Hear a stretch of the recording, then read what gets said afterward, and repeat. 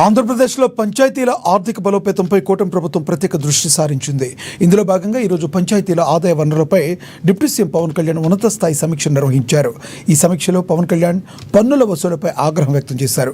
గ్రామీణ ప్రాంతాల్లో ఉంటూ లక్షల రూపాయలు టర్నోవర్ సాధిస్తూ పంచాయతీలకు మొండి చేయి చూపుతున్న పలు పరిశ్రమలు, విద్యా సంస్థలపై ఆయన సీరియస్ అయ్యారు.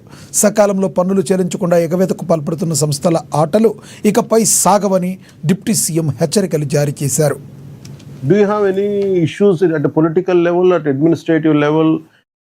What are the reasons why we are not able to collect the intended tax? అంటే ఒక ప్రభుత్వ ఉద్యోగి సర్వీస్ ట్యాక్స్ అని చెప్పి 50,000 రూపాయలు సంపాదించి ఒక ప్రభుత్వ ఉద్యోగి 600 రూపాయలు ట్యాక్స్ కడుతున్నప్పుడు, బిలో పవర్టీ లైన్ చేపలే ఆధారం చేసుకొని బతికి ఒక మత్స్యకారుడు 30 రూపాయలు కరెంట్ కడుతున్నప్పుడు, ఒక దిగువ మధ్య తరగతి వాళ్ళు కడుతున్నారు, మధ్య తరగతి వాళ్ళు కడుతున్నారు, ఈవెన్ రెస్పాన్సిబుల్ సిటిజన్స్ కొంచెం డబ్బు సంపాదించే వాళ్ళు కడుతున్నారు. How come there is a lenient approach towards educational institutions and industries? Is it some kind of tax incentive was given to them, or is it a political decision of all these years? I'm not blaming one or two, but I'm asking the entire system as an official. I'm seeking your understanding.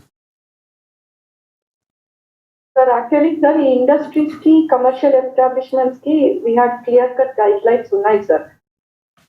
Educational institutions వచ్చినప్పుడు ఏంటంటే sir, వాళ్ళ claim కొంచెం సార్లు ఎలా ఉంటుందంటే, మేము trust కి మీరు ట్యాక్స్ వేయకూడదు, ఎగ్జెంప్షన్ ఇవ్వాలని కొన్నిసార్లు క్లెయిమ్ చేస్తున్నారు సార్. సో దానిపైన కూడా